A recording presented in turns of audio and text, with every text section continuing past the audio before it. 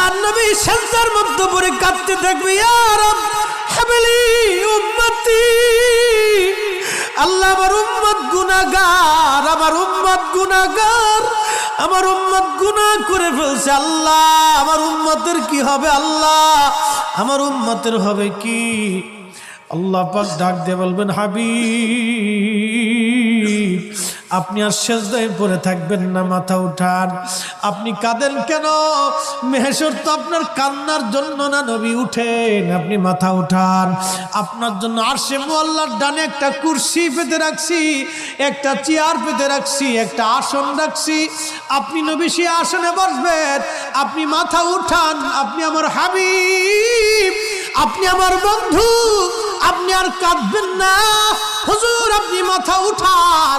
আল্লাহর নবী তখন বলবে, ইয়া রব হাবলি উম্মতি, আল্লাহ আমার উম্মত গুনাহ করছে। আল্লাহ ডাক দিবে, হাবিব আপনি মাথা উঠান।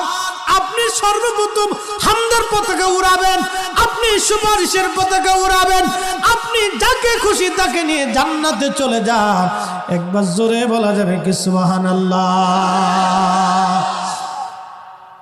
নবী আমার ডেকে বললেন, আয়েশা রে, মানুষের জীবনের কঠিন সময় যখন তার মৃত্যুর সময় এসে যায়, কঠিন মৃত্যুর দূত আসে, যখন গুনাহগার ব্যক্তি, যখন নাফরমান ব্যক্তির কাছে মৃত্যুর দূত আজরাইল আলাইহিস সালাম আসে, বিকট চেহারা নিয়ে আসে, দুর্গন্ধময় পোশাকগুলি নিয়ে আসে, দুর্গন্ধময় পোশাকগুলি নিয়ে আসে, বান্দাকে ধরতে আসে।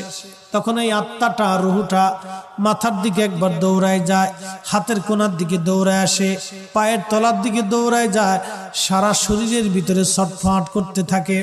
তখন এই মৃত্যুর যন্ত্রণা বাড়তে থাকে, এত কঠিন যন্ত্রণা তার হয়।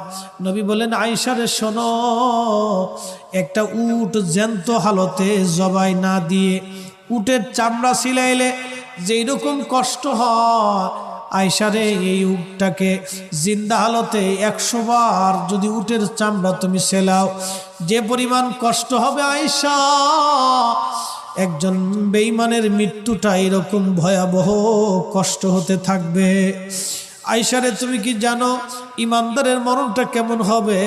ইমানদারের মরণটা আজরাইল আসবে, সুন্দর পোশাক নিয়ে, সুন্দর সুরত নিয়ে এসে বলবে, ইয়া আইয়্যুতুহান নাফসুল মুতমাইন্না তুরজিই ইলা রাব্বিকি রাদিয়াতাম মারদিয়া ফাদখুলি ফি ইবাদি ওয়াদখুলি জান্নাতি।